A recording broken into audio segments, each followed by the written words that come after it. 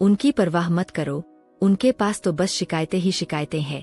Alvin टोएफ्लर ने अपनी मशहूर किताब फ्यूचर शॉक में इसको अभिव्यक्त किया है। शायद यह हमेशा से रहा है कि पुरानी पीढ़ी नई पीढ़ी को नासमझ और भटका हुआ समझती है और नई पीढ़ी पुरानी पीढ़ी की परवाह नहीं करती।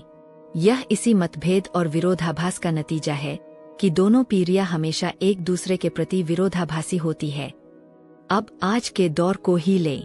साहित्यकारों से लेकर समाजशास्त्रियों तक की एक मुकम्मल पुरानी पीढ़ी आज के युवाओं को बेपरवाह, लापरवाह, भटकी हुई और गलत दिशा का राही मानती है, जबकि किशोर इस विस्फोटक सूचना के प्रौद्योगिकी युग में पुरानी पीढ़ी को चुका हुआ समझता है। पुरानी पीढ़ी के पारंपरिक बुद्धिजीवी नई पीढ़ी को अपने ढंग से परिभाषित करने की कोशिश कर रहे हैं और नई पीढ़ी उनकी इस हास्यास्पद कोशिश पर तरस खा रही है। नई पीढ़ी के साथ अपने दबाव और अपनी समस्याएं होती है, तो यह भी सही है कि उसकी अपनी एक सहूलियत भी होती है। नई पीढ़ी अगर पुरानी पीढ़ी से कुछ मामलों में पीछे होती है तो बहुत मामलों में आगे भी होती है, लेकिन यह विरोधाभास ज्यादातर लोगों की समझ में नहीं आता। इसलिए नई और पुरानी पीढ़ी के बीच मतभेद होते हैं। दोनों ही पीढ़ियां एक दूसरे के महज नकारात्मक पहलुओं पर ही दृष्टि केंद्रित करती है और नतीजा यह होता है कि दोनों एक दूसरे को समझ नहीं पाती और खारिज कर देती है। कुछ बुजुर्गों का कहना है कि नई पीढ़ी पूरी तरह से मुगालते में है, वह भटकी हुई है, भ्रम में जी रही है। नई पीढ़ी जिसे अपनी सफलता, अपनी आजादी, रंगों और सपनों से भरी अपनी दुनिया मान रही है, वह दरअसल एक धोखा है और हकीकत में वह उसके पतन की प्रक्रिया है। नई पीढ़ी को लगता है कि वह नृत्य कर रही है, लेकिन वह नृत्य नहीं कर रही, बल्कि उनके पैरों के नीचे की धरती हलचल करते हुए खिसक रही है। दरअसल उनकी उछलकूद उनके पैरों के नीचे से खिसकती जमीन का नतीजा है। अगर इस कल्पना की नकारात्मकता की तह तक पहुंचेंगे तो केवल कल्पना ही नजर आती है। आखिर नई पीढ़ी क्यों और कैसे इस कदर मुगालते में हो सकती है? क्या उसके सपने काल्पनिक है? क्या उसकी महत्वाकांक्षाएं महज रूमानियत से भरी और अव्यावहारिक है? क्या वह मेहनत नहीं करती? क्या वह नया नहीं सोचती? क्या उस पर बेहतर साबित होने के दबाव नहीं है? क्या वह कल्पनाशील नहीं है? क्या वह दुनिया के तमाम खतरों से परिचित नहीं है?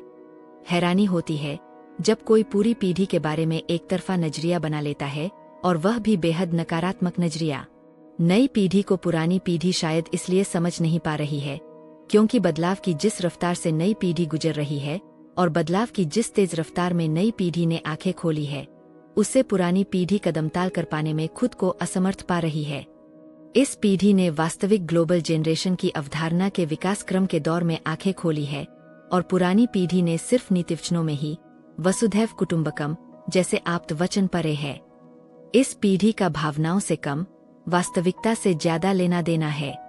पुरानी पीढ़ी वास्तविकताओं में कम और भावनाओं में ज्यादा जीती है। यह पीढ़ी अगर सचमुच में ग्लोबल जनरेशन है, भूमंडलीय पीढ़ी है, तो इसका मतलब सिर्फ यह नहीं है कि नई पीढ़ी सिर्फ और सिर्फ बुराइयों या खामियों का ही वैश्विक विस्तार कर रही है। नई पीढ़ी अपनी खूबसूरत, मौलिक ऊर्जा, कल्पनाओं, क्षमताओं, कोशिशों और सपनों को भी एक दूसरे के साथ बांटती है। इसी युग ने हिंदुस्तानी युवाओं को डिस्कवरी और हिस्ट्री जैसे चैनल भी दिए हैं, जो इतना ज्ञान परोसते हैं जो बड़ी लाइब्रेरियों तक में नहीं है।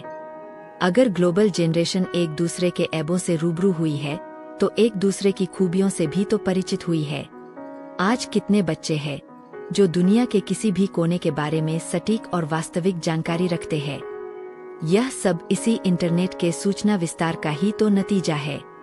पुरानी पीढ़ी को लगता है कि नई पीढ़ी सिर्फ और सिर्फ बुराइयां सीखती है। खराब लोगों में भी अच्छाइयां होती है और अच्छे लोगों में भी खराबियां होती है। नया और भविष्य अगर इतने ही खराब होते तो दुनिया कभी आगे न बढ़ती, बल्कि आगे बढ़ने के बजाय पीछे खिसकती जाती। जबकि तथ्य, आंकड़े और इतिहास इस बात की तस्दीक करते हैं कि दुनिया का लगातार विकास हो रहा है। इंसान लगातार मानवीय हो रहा है, दोस्ताना हो रहा है और दुनिया लगातार बेहतर हो रही है। कुछ थोड़े से क्षेत्रों को छोड़कर जहां हम अगर पहले आज से बेहतर थे तो अपनी कोशिशों के कारण नहीं, बल्कि कुछ न करने के कारण। आवश्यक है कि नई पीढ़ी अपनी नवीन सूचनाओं को परस्पर बांटे और पुरानी पीढ़ी अपने अनुभवों से उनको नवीन दिशा प्रदान करने में सहायक बने। युवाओं की ऊर्जा, साहस और मनोबल को जब बुजुर्गों का अनुभव एवं समझदारी का साथ मिल जाता है तो सारी समस्याओं का समाधान हो जाता है, जो कि आज के इस दौर में अत्यधिक आवश्यक प्रतीत होता है। इसी तरह ज्ञान वर्धक बातें जानने के लिए चैनल को सब्सक्राइब करें। धन्यवाद।